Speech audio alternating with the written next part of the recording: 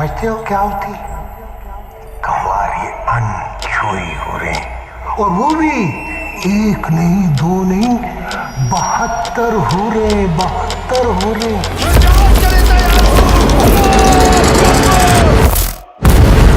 दोस्तों, आज मैं जिस फिल्म के बारे में बात करने जा रहा हूँ उसके मेकर्स के बारे में मैं यही कहूंगा, they are trapped in lies and this is the tale of their deceptions and manipulation. अरे भाई, झूठ की दुनिया से निकली हुई एक फिल्म आई है जिसका टाइटल है 72 हूरें। टीजर रिलीज हुआ था, ऑलरेडी कंट्रोवर्शियल हो चुका है। अब आप देखो, सेंसर बोर्ड ने ट्रेलर रिजेक्ट कर दिया। क्यों? क्योंकि उसमें कुरान के कुछ हवाले हैं और कुछ हिंदुओं के आई थिंक रिलीजन से रिलेटेड कुछ रेफरेंसेस हैं, जिसके बिना पे ये रिजेक्ट कर दिया है। अब आयरनी देखो कि फिल्म को ग्रीन सिग्नल मिल चुका है और 7 जुलाई को रिलीज होने वाली है।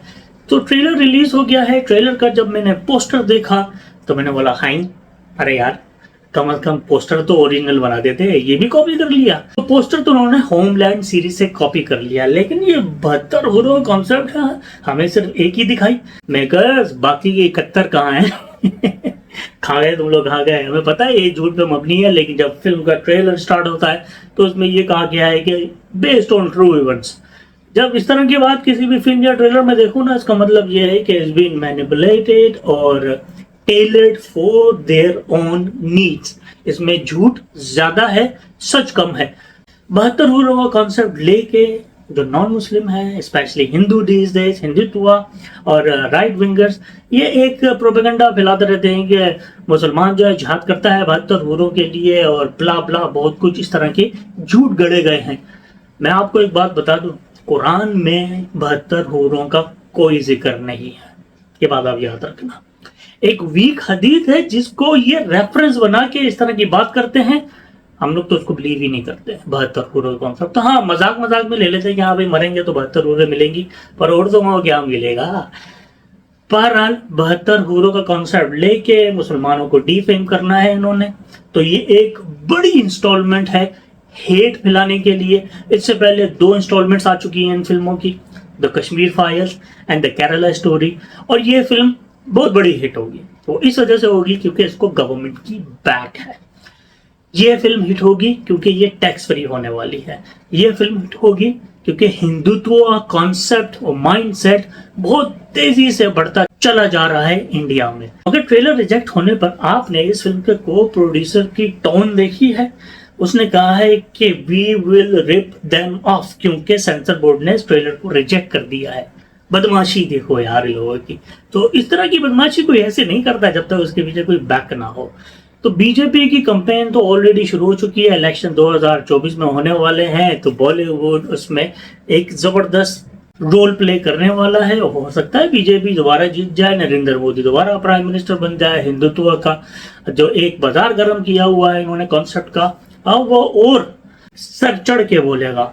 Who cares? मगर मैं इस तरह की फिल्मों के ऊपर बात इसलिए करता हूं कि ये फिल्में जो यंग जनरेशन है या यंग ब्रेन्स है, उनको मैनिपुलेट करने में बहुत बड़ा किरदार अदा करती हैं। मैं कहूंगा कि इस तरह की फिल्में भी एक किस्म की टेररिज्म है, एंटरटेनमेंट टेररिज्म। यस, इस तरह की फिल्में बना के आप क्या अचीव करना चाहते हो? थोड़ी हेट फैला दोगे, 4-5 मुसलमानों को मार दोगे रास्ते में चलते हुए, उनका खून निकलवा दोगे, बट क्या अचीव कर पाओगे? कुछ अचीव नहीं कर पाओगे, क्योंकि इंडिया इज मैसिव और बहुत से ऐसे जो पढ़े लिखे लोग हैं वो इन चीज़ों को ऑलरेडी रिजेक्ट कर चुके हैं।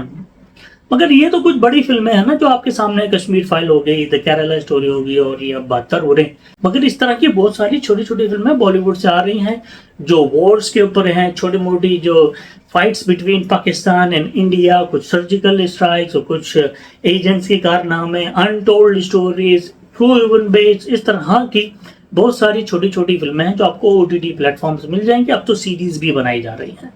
तो ये एक प्रॉपर स्ट्रक्चर प्लान है मुसलमानों को डिफेम करने का, उनको बदनाम करने का, उनके बारे में मन गढ़ंत बातें लोगों के दिमाग में डाल डाल के इसको सच साबित करने का। तो कहते हैं ना कि झूठ को अगर बार बार बोला जाए तो एक टाइम पे वो सच लगने लगता है।